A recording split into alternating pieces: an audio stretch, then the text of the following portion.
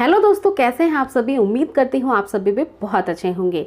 दोस्तों, कई बार महिलाएं स्वस्थ हैं या नहीं है, या फिर उनकी रिप्रोडक्टिव सिस्टम हेल्दी है या नहीं है, कंसीव होगा या नहीं, गर्भ धारण कर पाएंगी या नहीं, ये उनका डिस्चार्ज बहुत अच्छे से बताता है। कई बार बहुत सारी महिलाओं को महीने में कभी ना कभी कुछ दिन ऐसे होते हैं जब ब्राउन डिस्चार्ज उनको निकलने लगते हैं।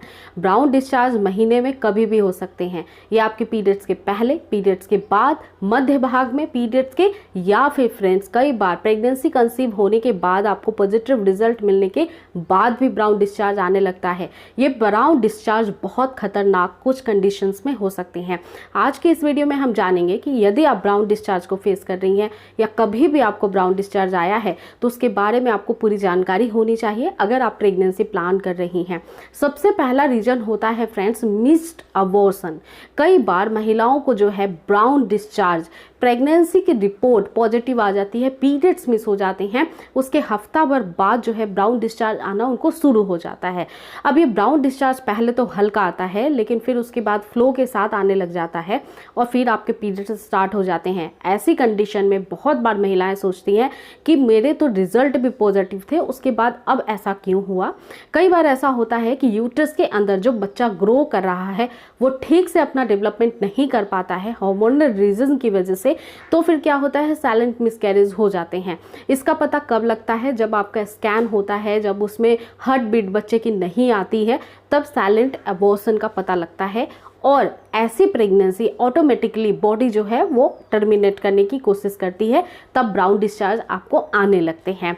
दूसरा कारण होता है हार्मोनल इश्यूज, यानी महिला के शरीर के अंदर अगर हार्मोन्स बिगड़े हुए हैं, आपके हार्मोन्स बिल्कुल भी सही से नहीं बन रहे हैं, तो आपको हो सकता है कि पीरियड्स के 7 दिन पहले से ब्राउन डिस्चार्ज स्टार्ट हो जाए और पीरियड्स के बाद भी वो कंटिन्यू 7 दिन तक बना रहे। तो ऐसा अगर ब्राउन डिस्चार्ज काफ़ी लंबे वक्त से आप महसूस कर रही हैं तो समझ जाइए कि आपके हार्मोन्स प्रॉपर वर्क नहीं कर रहे हैं। ऐसी परिस्थिति में गर्भ धारण करना नामुमकिन है। पहले हार्मोन्स को सुधारना होगा और इसके लिए आप नेचुरल चीज़ों पे निर्भर हो सकती हैं।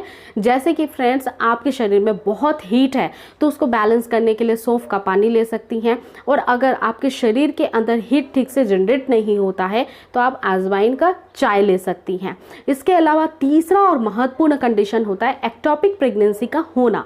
अब ये एक्टोपिक प्रेगनेंसी ये होती है कि आपके शरीर के अंदर, मान लीजिए कि आपका एक फर्टिलाइज्ड हो चुका है और यूट्रस के अंदर जो प्रक्रिया होती है इम्प्लांट होने की, वो ना हो करके ट्यूब के अंदर बेबी इम्प्लांट हो जाए, तो दोस्तों इसी को एक्टोपिक प्रेगनेंसी कहा जाता है। ट्यूब के अंदर अगर बच्चा बढ़ने लग जाए तो ये महिला के लिए खतरनाक हो सकता है और ऐसी परिस्थिति में आपको एक्टोपिक प्रेगनेंसी को सही समय पे ही अवॉइड करना पड़ता है, यानी टर्मिनेट कराना पड़ता है। इसीलिए एक्टोपिक प्रेगनेंसी के ये लक्षण होते हैं कि महिलाओं के शरीर के अंदर पीरियड्स मिस हो जाते हैं, फिर उनको ब्राउन डिस्चार्ज आने लगते हैं, बहुत तेज़ फीवर हो जाता है, नाभि के नीचे बहुत दर्द होता है, कमर में बहुत दर्द की दिक्कत हो जाती है और उनका वोमिटिंग बहुत बढ़ जाता है, बहुत ज़्यादा वीकनेस बढ़ जाता है। तो ये प्रेगनेंसी बिल्कुल भी हेल्दी नहीं है, सेफ नहीं है और बॉडी इसको भी कई बार टर्मिनेट कर देती है। इसके अलावा जो अगला लक्षण है वो काफ़ी महत्वपूर्ण है। बहुत सारी महिलाओं को, 99% महिलाओं को ये कारण होता है। ये होता है इन्फेक्शन। अब इन्फेक्शन 2 तरह के होते हैं, एक होता है ईस्ट इन्फेक्शन, दूसरा यूटीआई इन्फेक्शन, जिसे यूरिनरी ट्रैक्ट इन्फेक्शन बोला जाता है। ये इन्फेक्शन जो है यूट्रस के अंदर तक भी पहुंच जाता है। कई बार ऐसे इन्फेक्शन की वजह से कंसीव होना तो बिल्कुल ही नामुमकिन रहता है। ये किसी भी वजह से हो सकता है, ये बैक्टीरिया की वजह से भी हो सकता है, फंगल इन्फेक्शन भी हो सकता है।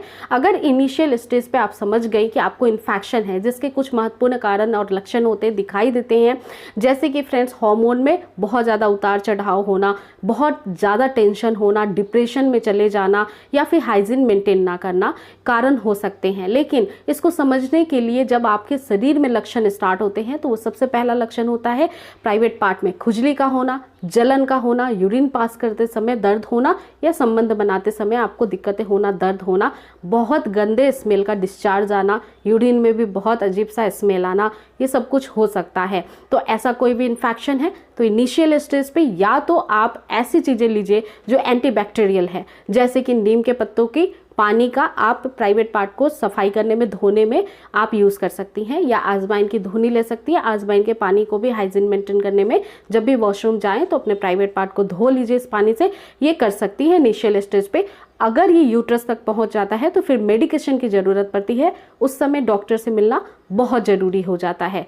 इसके अलावा जो अगला और बहुत महत्वपूर्ण लक्षण होता है फ्रेंड्स, वो ये हो सकता है कि कई बार महिलाओं के शरीर में जो ब्राउन डिस्चार्ज होते हैं वो पीरियड्स के मध्य भाग में होते हैं, यानी पीरियड्स के 14वें दिन से आपको दिखाई दे सकता है। ये आपके ओव्यूलेशन फेज में होता है। कई बार जब अंडा निकलता है आपके अंडाशय से तो वो एक नली में आता है, ट्यूब में आता है। वो अंडे की साइज़ अगर बड़ी होती है तो वहाँ से भी कुछ ब्लड के स्टेन आपको निकलते हुए दिखाई देते हैं। ये ब्लड का स्टेन जब पैसेज में आता है, वो नली के अंदर आता है, तो कुछ दिनों के बाद आपके बाहरी मुंह से बच्चेदानी के बाहर निकलता है। और जब वो ब्लड के स्टेन बाहर निकलते हैं तब तक वो हवा के संपर्क में आ जाते हैं, और वो हवा के संपर्क में आने की वजह से, क्योंकि ब्लड के अंदर आयरन मौजूद होते हैं, वो दोनों ही कॉम्बिनेशन ऑक्सीजन और आयरन का कंबाइंड होकर के ऑक्सीडाइज होता है, जिसकी वजह से फ्रेश ब्लड ब्राउन ब्लड के ब्राउन स्पॉटिंग के अंदर कन्वर्ट हो जाता है, उसका रंग बदल जाता है। उसके बाद वो आपको ब्राउन कलर का दिखाई दे सकता है। तो ये तो अच्छा संकेत होता है कि ओव्यूलेशन हो रहा है। इसके अलावा जो अगला और महत्वपूर्ण लक्षण है वो इम्प्लांटेशन फेज में होता है। कई बार पीरियड्स के 7 दिन पहले आपको ब्राउन डिस्चार्ज हल्का फुल्का सा निकलता हुआ दिखाई दे सकता है। वो फ्रेश ब्लड के जैसा नहीं होगा, ना ही पीरियड्स के जैसा होगा, ना ही उसमें कोई भी सिम्टम्स होंगे, ना पेन महसूस होगा आपको। कई महिलाओं के इम्प्लांटेशन की स्पॉटिंग जब होती है तो पता भी नहीं लगता है, पैंटी पे हल्का फुल्का सा दाग लगा हुआ दिखाई देता है। तो ये इम्प्लांटेशन जो है वो कब होता है? आपके पीरियड्स से लगभग 18वें या 22वें 20वें दिन से इम्प्लांटेशन की प्रक्रिया संभवतः हो चुकी होती है। उस दौरान आपके यूट्रस के दीवार में जब एक बच्चा भ्रूण जाकर के आरोपित होता है, कुछ ब्लड के स्टेन निकलते हैं, क्योंकि वहाँ के टिश्यूज़ जो है टूटते हैं।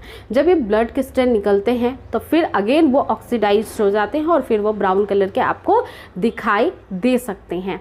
अब दोस्तों, इसके अलावा अगर ब्राउन डिस्चार्ज आपको महीने में कभी भी हो और इसके साथ बहुत गंदी स्मेल आए, ब्राउन डिस्चार्ज या फिर बहुत ज़्यादा आए या फिर कम मात्रा में भी आए, और आपको अलग और भी कोई सिम्टम्स दिखाई दे रहे हैं जो कि नॉर्मली आप फेस नहीं करती हैं डेली, तो ये भी अगेन बहुत सारे रीजंस की वजह से हो सकते हैं।